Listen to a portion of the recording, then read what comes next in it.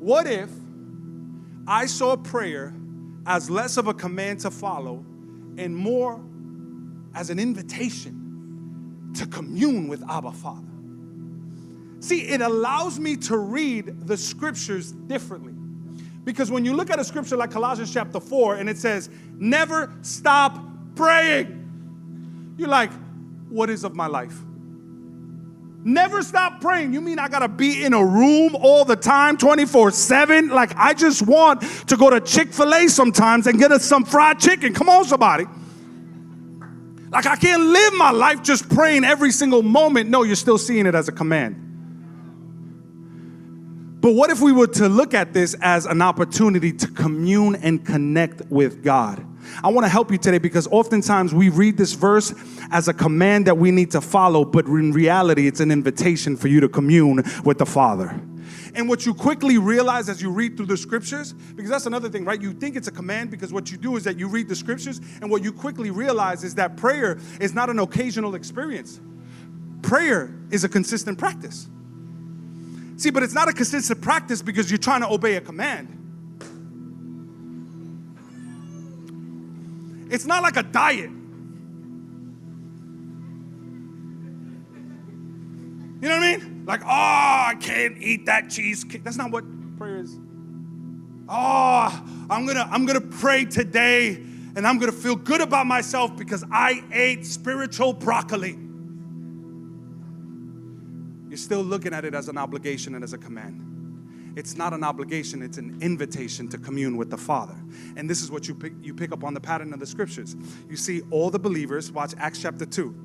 You read it it's real clear. All the believers devoted themselves to the apostles' teaching, to fellowship, and to, say it with me, the Lord's Supper. Come on, somebody, eating is spiritual. And to prayer.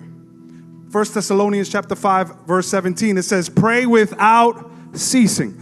Acts chapter 12, verse 5 through 17, it says, but constant prayer. Philippians chapter 4, verse 6 and 7 says, don't worry about anything. Instead, pray about everything. I quickly begin to realize that prayer was always meant to be a consistent practice, but it's not a practice that determines your faithfulness to God. It's a practice that emanates from God's desire to fellowship with His creation. And so Paul, Luke, and James are not saying, hey, pray because it's a command. They're saying, hey, pray without ceasing, not because it's a command, but because it's an opportunity to connect with the Father. Pray constantly, not because it's a demand, but because it's an opportunity to commune with the fire. Pray, not because you have to. Pray because God is inviting you to invite Him into your daily, regular, consistent day of life. It's an opportunity to connect with the Father. And here's what I want. How many here love weekend getaways? It's 80 degrees and I wore a sweater today. Come on, somebody. How many love weekend getaways? Oh, I love Pastor Rowe loves a weekend getaway. Come on, somebody. You know what a weekend getaway is, right? You just get away with your significant other or your husband or your wife. You just get, me and Lisa are different human beings on a weekend getaway. We just love ourselves a week. Like, Lisa is the most modest, the most, she don't even realize how beautiful she is. Like, I've never seen Lisa feel herself. I am not as good looking as she is, and I feel myself all the time. But Lisa is just a different person when at a weekend. Like, I've never seen her feel herself unless it's a weekend getaway. Come on, somebody.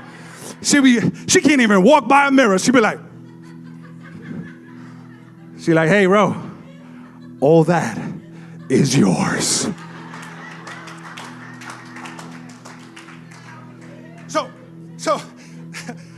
But we love weekend getaways. We love, keep the towels coming, keep the room service coming, keep the rated R playlist music in the background coming. Come on, somebody.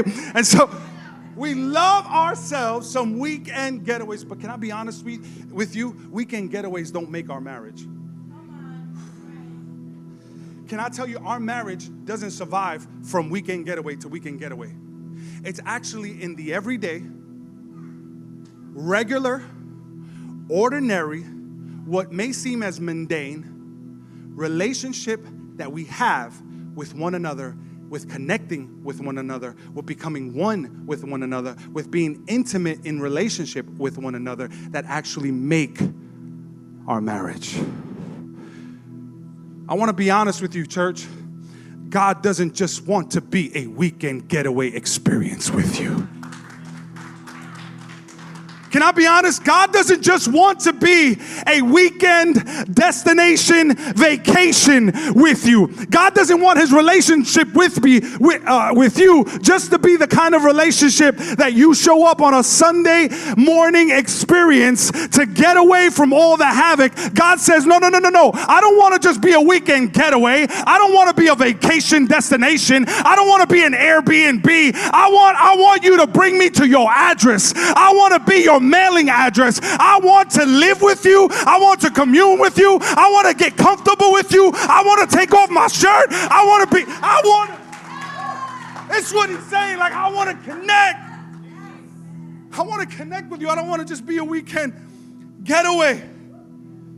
He wants to have a consistent, covenantal, continuous, perpetual, frequent connection, not because of a command, because if that was the case, he would have just kept the law, but because he wants to commune and connect with you. If you believe that in this place, give God a shout of praise.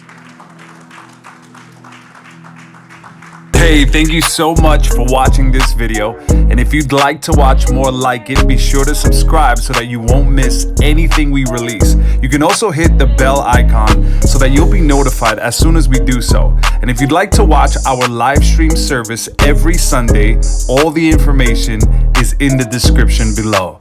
God bless you. See you soon.